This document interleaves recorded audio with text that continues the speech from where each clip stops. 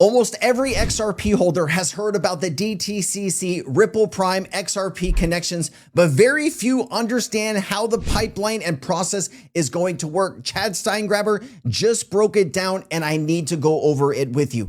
We also hear from Mike Belshi from BitGo how the DTCC, BlackRock, Morgan Stanley, all the major participants are here and building. We also hear about a little drama building between the DeFi side and the institutional side. This is a brand new interview with Carlos Domingo. They were asked, why aren't you a part of the DTCC's working group? Carlos Domingo says all they're trying to do is preserve existing market infrastructure, not try to do something new here. So I do want to get into this because it is getting a little spicy out here. I got a ton of other news to cover after that, but this is what we need to break down here on a Sunday. I appreciate your support. Always nice to see you. Let's get into it. Step-by-step breakdown of the pipeline. Chad Steingraber did post this with a, oh my God type situation. So he believes this is something extremely big. I will explain it all to you. Step one is the execution and trade capture. The institutional pipeline triggers immediately after a high volume trade, such as a digital asset, FX, or an exchange traded derivatives is filed via Ripple Prime. The executing broker logs and submits the formal confirmation details into the institutional trade processing framework. This trade data is instantly pushed downstream to all involved institutions, agents, and interested clearers.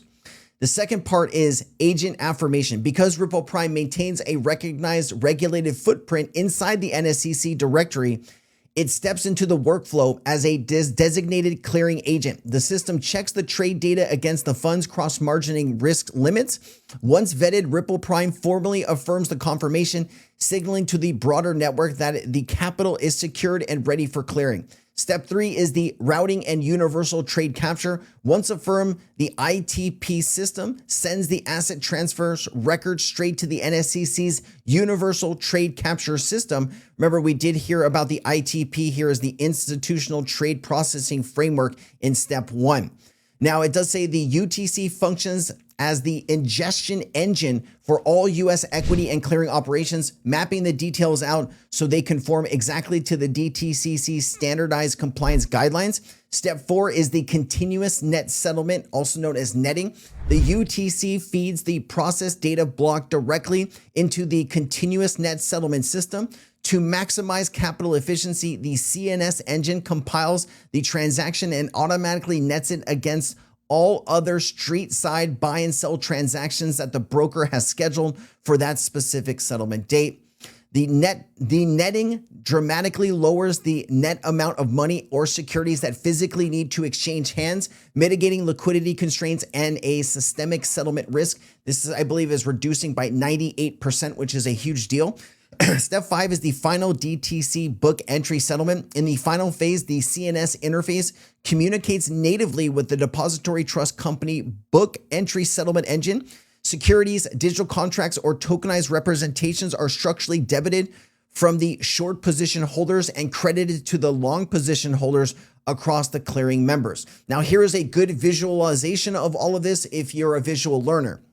And so this is also from Chad. The post here is just kind of connecting all of this. Here is the step one, the execution and capture. As you can see here, this could be from dollar to euro, and the client portal and institutional trade processing, the ITP, executing broker submits confirmation data, localized FX validates cross-border currency pairs.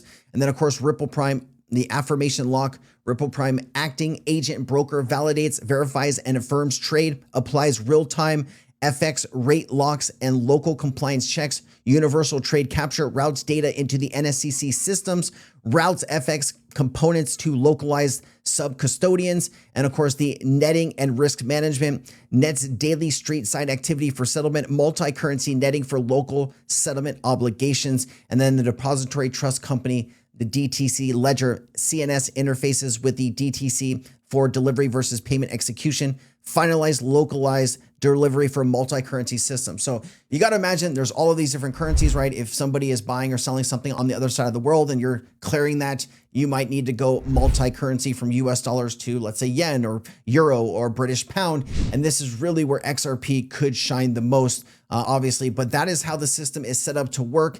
And it was a great breakdown. We also hear on why the XRP ledger would probably be the most realistic choice here for this institutional movement of money. Here's David Schwartz breaking down how the XRP ledger is uniquely positioned to change the world. The idea was that there would need to be some sort of a neutral asset that was jurisdictionless, that everybody could hold, whose value could be well understood, that could provide sort of deep pools of liquidity. And the earliest sort of financial infrastructure vision for the XRP ledger was to have deep pools of liquidity that anybody could contribute to and draw off.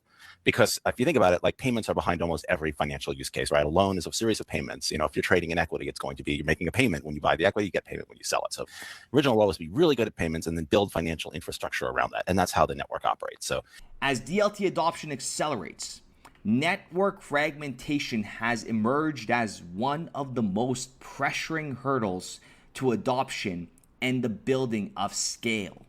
Without interoperability, assets remain trapped in isolated pools. Operation costs remain high for market participants, and both operational and regulatory risks remain elevated. Market participants need rails that are safe, neutral, and offer a high degree of reliability. I think if you want to enable an internet of value, you've got to connect to the repositories of value. Right. And the repositories of value, as big as the Bitcoin value proposition is today, the banks own trillions and trillions and trillions of dollars of assets. So if we want to enable an internet of value, we've got to connect to banks and payment service providers and MSBs, and we're excited to have made a bunch of progress on that. Having that interoperable liquidity, the cross-border settlement, right, bridging value between systems, reducing that trapped capital and connecting all the rails together, ILP and XRP.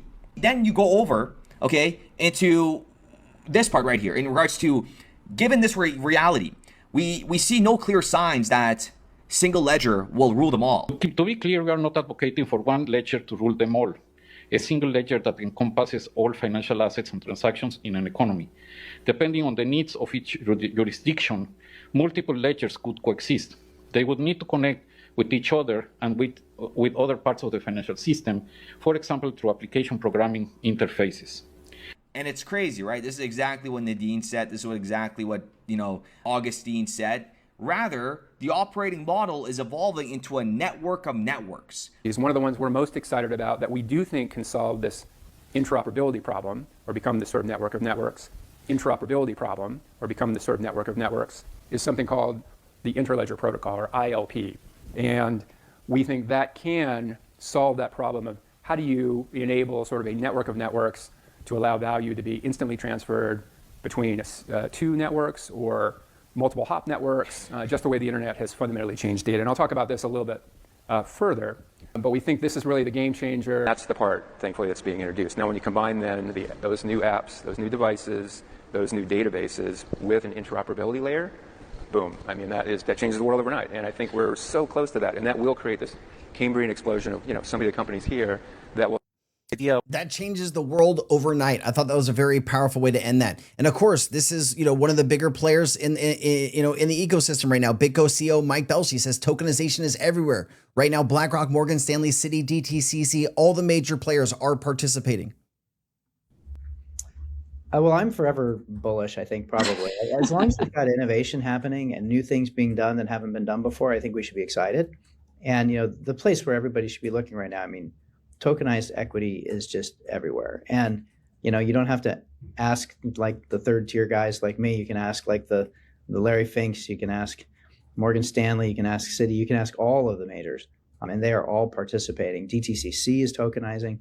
It is everywhere. So I think this is incredibly exciting. And it opens up all kinds of new things that we're going to be able to do that we haven't been able to do before. On the banking side, we're reinventing banking. All right, let me continue here. And then here is the clip with Carlos Domingo. He's asked, why aren't you involved with the DTCC right now? And fireworks. We were actually not there. Participate. I think that this is the DTCC is, we're proposing a different model. And I think they probably, if you look at who was not there, Superstate was not there, we were not there, Centrifuge was not there, all the transfer agents, computer shares. Why is that? Because the DTCC model, and obviously all the respect for them for trying to innovate and do new things, that's great. But it's just about preserving the existing market structure. So I'll give you like a similar so you can understand it. I used to work in telecommunications many years. And then when WhatsApp came, the telcos, instead of trying to build a WhatsApp, which is open, anybody can download it, anybody can communicate with anybody, it's on the open internet, it's, free, whatever, they were trying to improve SMS. Yeah. Because SMS is where the telcos make money, and then they're trying to kind of maintain the incumbency position. They're trying to add features there. So it kind of feels a little bit like what the DTCC is doing. It's a bit of that, right? Like same market structure, same market participants, same T+1 settlement. The tokens is not clear, but it doesn't seem that you will be able to take those tokenized entitlements that don't do native tokenization and put them on a self-custody wallet of an individual investor, and then take them to a DeFi protocol and borrow against them. So it kind of feels that they're not going to take advantage of the power of public blockchains, and it's going to be kind of more operational improvements into the existing market structure. It's it's less interesting in my opinion.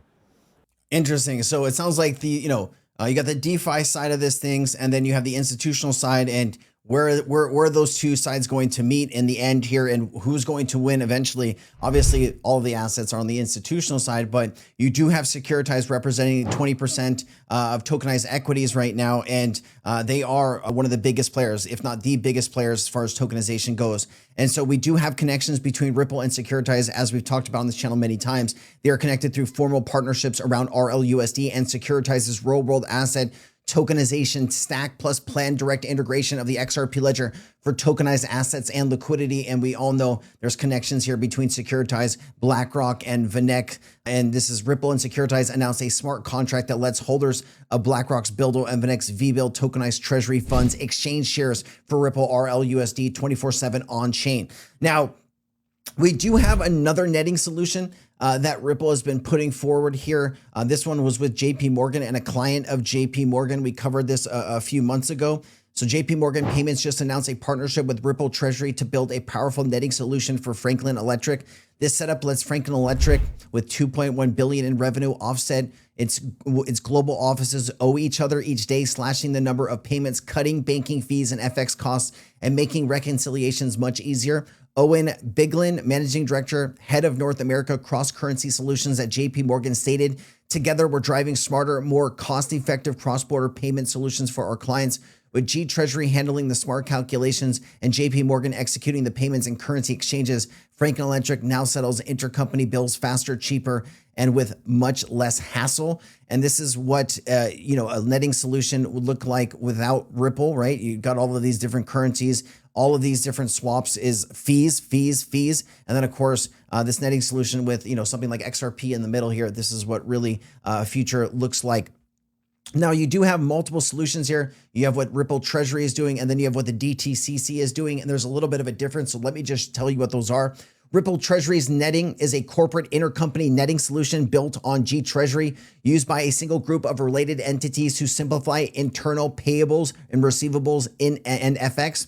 It aggregates AR and AP between subsidiaries and collapses them into one net payment per entry cycle, usually in each country's entity's home currency. The goal is to cut payment count, centralize FX exposure, and reduce bank and FX fees for corporates like Franklin Electric, with G Treasury doing these smart calculations, and such as JP Morgan executing the payments and executing the payment side of things, And then, of course, what the NSCC netting is, DTCC's continuous net settlement is a market level central counterparty engine operated by the NSCC for U.S. equities and related products. CNS nets all street side buys and sells in a security across participating brokers down to a one net long short position per member per day, with the NSCC becoming the central counterparty via novation. Is part of a regulated clearing and settlement infrastructure tightly coupled with services like universal trade capture and NSCC's book entry settlement, and designed to reduce systemic settlement risk and capital usage across the entire market. I know when I made this video, as I went through this information earlier, some people were going to ask, Sensei, is this the same solution that Ripple has been working with G Treasury and JP Morgan? No, different solution, but similar kind of ideas. All right. And then you also have G Treasury trying to process with XRP and RLUSD 13 trillion. How much of that will make its way on chain over the next few years? Brad Garlinghouse tells you. And those 13 trillion, I'll go out on a limb and say 5 years from now, I'll say 30% of that in 5 years will be on chain in some way.